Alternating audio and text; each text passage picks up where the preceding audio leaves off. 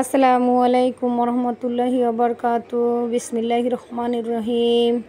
প্রিয় আপুরা, আজকে আবার আমি আপনাদের সামনে চলে আসলাম। তো আজকে আমি দেখাবো রুই মাছের মাথা দিয়ে, তারপর কাঁঠালের বিচি আর একটা আলু দিব, দিয়ে তারপরে সুন্দর ঝোল ঝোল করে রান্না করব আর কি। তো দেখা যায় যে অনেক সময় মাছের মাথা ঘরে থাকলে অনেকেই খেতে চায় না, সেই ক্ষেত্রে আমরা কি করতে পারি, তো এরকম ছোট ছোট টুকরা করে তারপরে আবার ভালোভাবে ভেজে নিয়ে তারপরে রান্নাটা করতে পারি। তো খেতেও ভালো লাগে এবং একটা মানে অন্যরকম একটা টেস্ট। তো এর আগে আমি এই কাঁঠালের বিচির অনেকগুলো রেসিপি আমি দেখাইছি, ডাঁটার দিয়ে রান্না করা, তারপরে অন্য মাছের মাথা দিয়ে রান্না করা। আজকে তো দেখাইতেছি আমি রুই মাছের মাথা দিয়ে রান্না করা। তো দেখা যায় অনেক সময় অনেকের বাসায় মাথাটা বেশি কেউ খেতে চায় না, সেই ক্ষেত্রে শক্ত কোনো জিনিস দিয়ে রান্না করলে বেশি ভালো লাগে, যেমন কাঁঠালের বিচি বা আলু বা ডাঁটা বা অন্য আরও অনেক কিছু।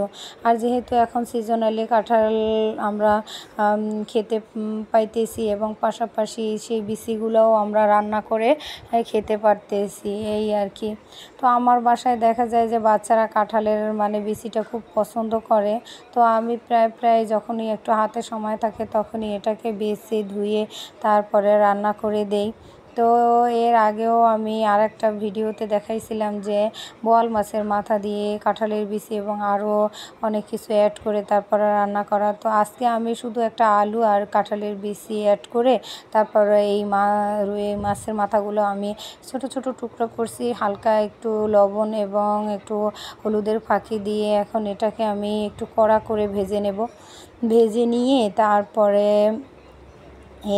কাঁঠালের বিচিটা রান্না করব আর কি, এই আর কি। তো অনেকের ক্ষেত্রে দেখা যায় যে অনেকের বাসায় কাঁঠালের বিচি পছন্দ করে না, আবার অনেকে বেশি পছন্দ করে। এক এক মানুষের এক এক রকমের পছন্দ, এক এক রকমের রান্না করা।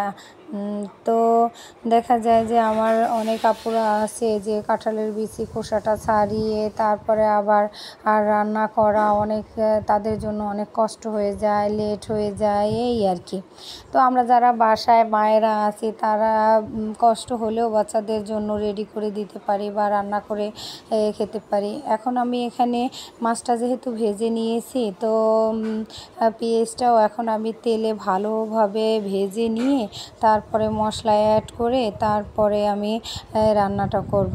তো এটা ভালোভাবে একটু নেড়ে চেড়ে ভেজে নিয়ে দেখা যায় যে দুপুরের টাইমটা হলে গ্যাসটা কমে যায় আর রান্না করতেও একটু অসুবিধা হয়। তো তারপরও আমি এই প্রায় সময় দেখা যায় যে গ্যাস কমে গেলেও এক চুলায় রান্না করি। আর সব কিছু মিলিয়ে এখন কি আর বলবো, অনেক দিন পর্যন্তই বাজারে যাচ্ছি না, বাসায় ছোট ছোট ছেলে মেয়েদের নিয়ে যাই হচ্ছে তাই রান্না করে খাচ্ছি এবং ওদেরকে দিচ্ছি, এই আর কি। আমার এই পরিস্থিতির মধ্যে অনেকেই এরকম আছে যারা সহজে বাজারে বা দেখা যায় যে তেমন একটা বের হওয়া হয় না, এই আর কি। তো হাতের কাছে যাই পাই সেগুলোই রান্না করি। মাঝে মধ্যে এরকম হয় যে বাজারে না গেলে যে অবস্থা হয়, ডাল, কাঁঠালের বিচি বা অন্য শুটকি বা যে কোনো কিছুই ঘরে থাকলে আমরা যারা মায়েরা আছি এটা প্রতিনিয়তই আমাদের দরকার হয়, কি রান্না করব, কি খাওয়া হবে, কি আজকে বাচ্চারা কোনটা খেতে চায় কোনটা খেতে চায় না, সবারই এই একই টেনশন প্রতিনিয়ত, এই আর কি। তো দেখা যায় যে এখন নানান পরিস্থিতি, চারদিকের পরিস্থিতিটাও তেমন একটা ভালো না, খারাপ। তার ভিতরে আমি প্রতিদিন তো আর সেভাবে করা হচ্ছে না যে দুই একদিন পর দেখা যায় যে দুই একটা রান্নার ভিডিও আমি করে নেই, কারণ মনটাও ভালো না আর শরীরটাও বেশি ভালো না, এই আর কি। তো বাচ্চাদের স্কুল মাদ্রাসা সব কিছুই বন্ধ, দেখতে গেলে গেলে কি যে একটা হজবরল অবস্থা, তার ভিতরে রান্না তো করতেই হবে, খেতে তো হবেই, এই কম বেশি সবারই এই জন্য।